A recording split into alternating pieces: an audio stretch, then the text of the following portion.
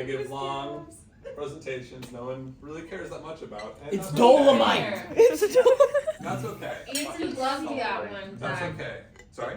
DTW. DTW, yeah, for the running I did. Anyway, we all did it, I think. Ben did one.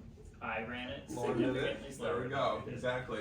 So, I'm not here to change my reputation. We have a 403 slide presentation coming up. So now, my innovation here, it is almost entirely automated. I have to click like 5 times. This whole presentation will run on its own, which means I will be chasing the words this entire time. I hope you're all ready. Oh, So, ready to go? Let's do it. I'm ready. Okay. Kansas City just won the Super Bowl. Boo. I'm not. Oh boy. Did you see that? I don't know. That's Mac. He's followed the NFL for a very long time. This is his story. I thought he just gave a different Okay. information. This went way too fast. It's the first game of the APFL. It's the Dayton Triangles versus the Columbus Panhandles. Oh. That is a goose that wanders into the field, That but he looks needs to like get baseball. into the stadium, so he just kind of stole some money to get in. Anyway, so now the goose is in attendance. There are 4,000 people and him in attendance. Is that a baseball diamond on the field? Yeah, it happens. Don't- Very common. don't get- Lou, the batter in Partlow, That's rushing cool. touchdown, first in league history. Wow. There we go. The Triangles win 14-0. Nice. First league game in history. Triangle. This goose, Mac, witnessed it and is empowered to produce something magical. He lays a golden egg and delivers it to the winning team. He's a little confused at first, but he kind of figures out like, oh, this is for me. He then delivers. Now it's an iron egg shell and gold in the middle. So it gives the iron to the losing team, and that's like theirs. They'll figure that out too, and they'll just kind of leave with the iron. So this is MacGuffin, the magical golden goose. How he works, he will attend a football game. The winner of the game he attends gets the gold, the loser gets the iron. Each item weighs 1 pound, so you can equally measure how much winning and losing you did by the weight of the items that you have.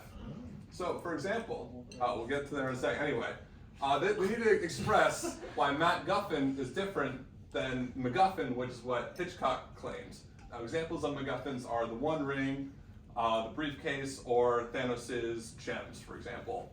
Basically, what they are, they can be any object or character. They motivate the characters, help the fictional story develop, and lack intrinsic value. Now, I want to be very clear that what makes MacGuffin the Magic Goose different than the MacGuffins is it's a goose, not an object, whereas football players, not fictional characters, and it helps the football story develop, not fictional story. And he is so important. Come on. He's so important, guys. So, this is how we're going to track it. You can see the Panhandles lost. They have 1 pound of iron and no gold. The Triangles won. They have 1 pound of gold and no iron. So that's a pretty good start. Everyone wants gold, no one wants iron. So, in week 3, we're at Triangle Park in Dayton, Ohio. The Triangles are taking on the Cleveland Tigers. Oh. Now, unfortunately, the game ended in a 0-0 tie. What happens to Yeah. Mac? He's very upset. He's very upset. He exploded? Meet his brother, Max Guffin. His brother, Max Guffin. They go to different sides and they each deliver 1 half-sized egg to each team because that's what they deserve. Half a victory, half a defeat. So they get to keep their gold, keep their iron. There we go. Sure, yeah. Sure, I just told you that. So, for a tie, half the gold goes to both and half the iron goes to both for a tie. So, and equally, it's still 1 pound each because you got half pound of gold, half pound of iron. Now, this is what the spreadsheet looks like now. So we got the Cleveland Tigers have half pound of gold, half a pound of iron. Panhandles still losers. Triangles have pound and half of gold, half a pound of iron.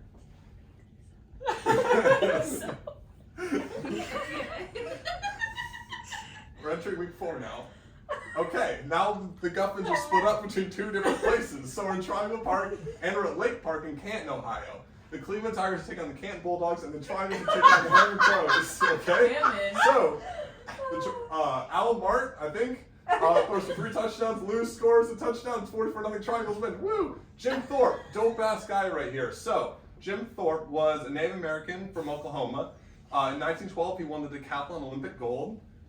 He's also a pro baseball player on top of pro football, and he's the 2-1 coach for the team. And with his help, the Bulldogs win.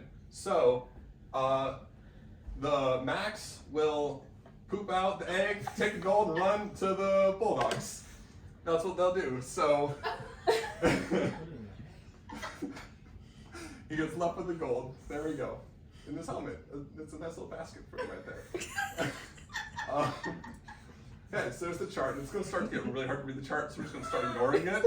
Okay. Yes, Ben. Where's week 1? There was like one random game that happened. It wasn't the league game, so there wasn't like an inter-league game that week, so it just doesn't really count. Index Doesn't count. 2. Yes. Okay. Alright. Continuing on. Oh, it's one field, but there's 2 MacGuffins. What's going on here? The Triangles are taking on the Bulldogs. Both Guffins are in one field again. What is going to happen? Al Mart has a 50-yard touchdown pass. Triangles are up 14-7. Bulldogs respond, 20-yard touchdown rush. The game is tied, 14-all. Luke Hartlow. Amen just scored another rushing touchdown. But he missed the extra point. The Triangles only lead 20-14. Here comes Jim Thorpe. He kicks a 45-yard field goal, and then he kicks another 35-yard field goal. The game is tied up, and that's how it's going to end. Oh. 20-20. Good thing they're both tie there. game. Yeah. So they're both there. They just kind of look angry at each other and then deliver each half to each of their respective team. So there we go. Seems like these little ducks that decide the outcome if one or 2 people are there. So we're now entering week 6. What is the mouse score in the corner? That tells me when I have to use the mouse versus running automatically because I'm losing all these words now because this is automatic. So,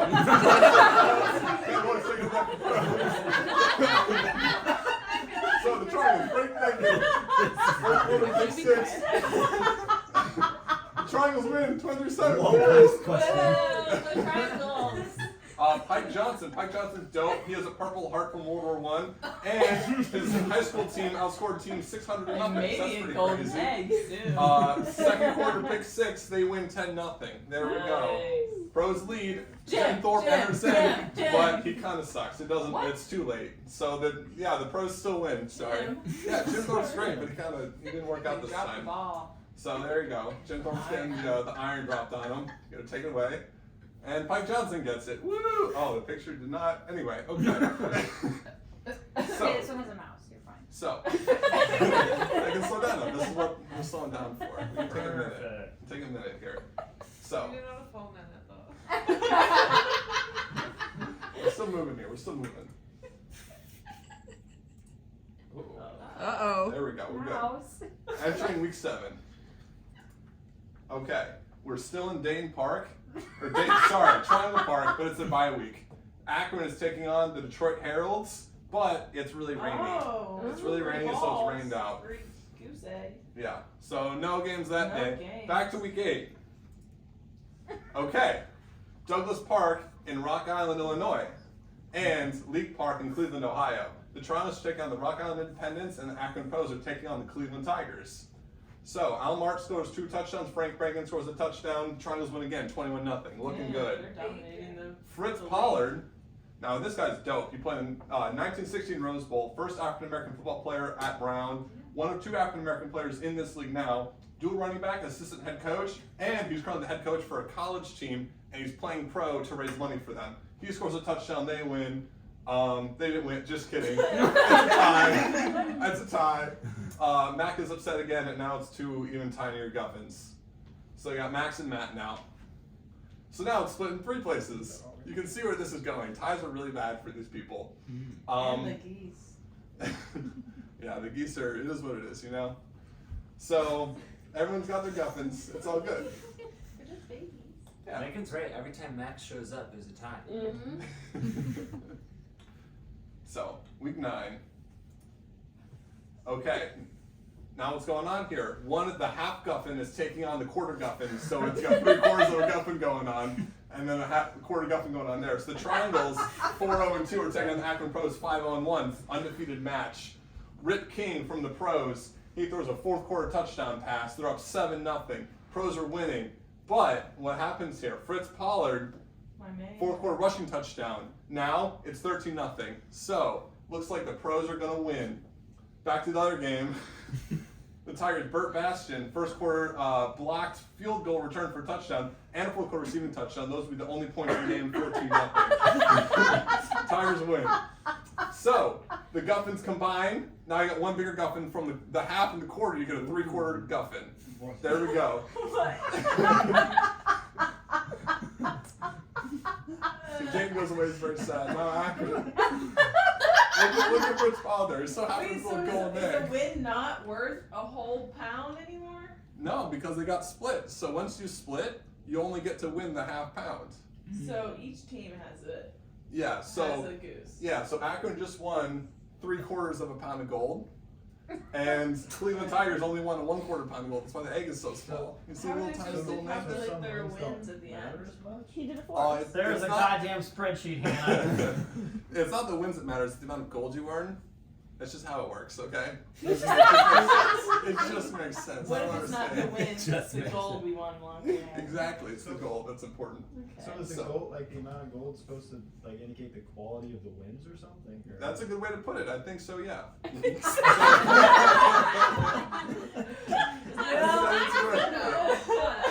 a good way to put it. I think because if a team has a lot of gold, that means that they're really good. You take it from Then you them, can get a whole then you pound. get more gold. Yeah, exactly. If you cracked that egg, how many times would Andrew have to chew? Depends on if it's a full pound egg or a quarter egg. Yeah, who knows? Who knows? It's all gold though, so probably wouldn't be great to like eat a pound of gold. Just I I couldn't don't know. get it down. What do you think, Andy, the nurse? I wouldn't eat gold.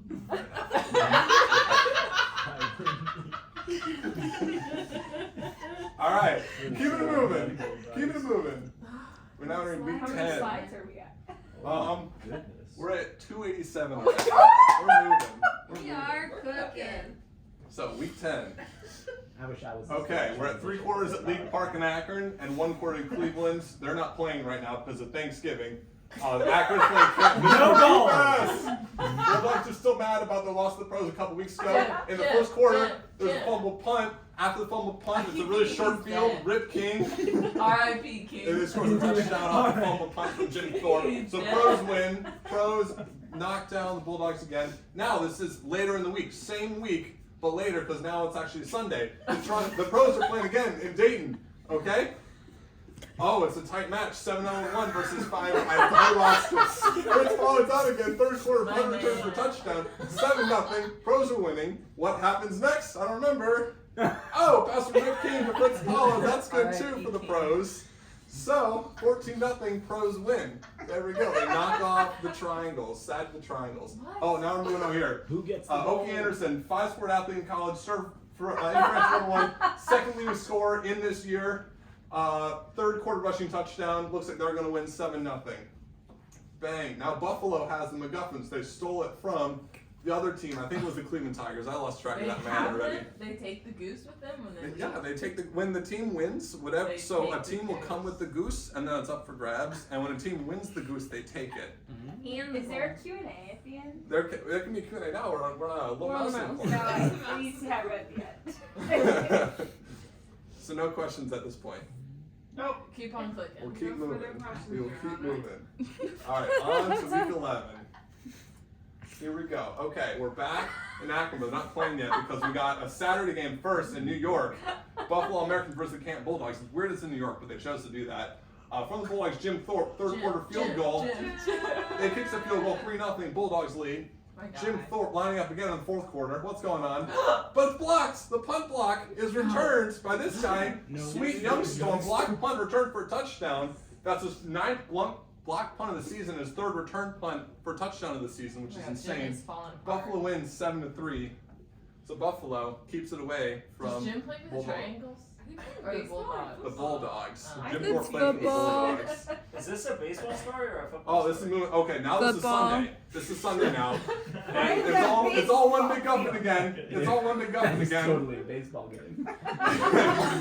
There were limited pictures of this. It's a tie. So here's what happens. There was a 3-quarter and 1-quarter, and they played, and it was a tie. So all they have to do is they have to even each other out. What? So they 3 combined into equal Halves. parts Guffins. So Mac got smaller. Mac got smaller, Mac got bigger, and now they're exactly 50-50. What happened to Max? He's away. He already absorbed. got- He got absorbed. Yeah. Yeah. And now They've had. that's where we're at. Akron and Buffalo Americans each have a Guffin. Okay, now we're entering week 12. R.I.P. King. Yeah, like lit.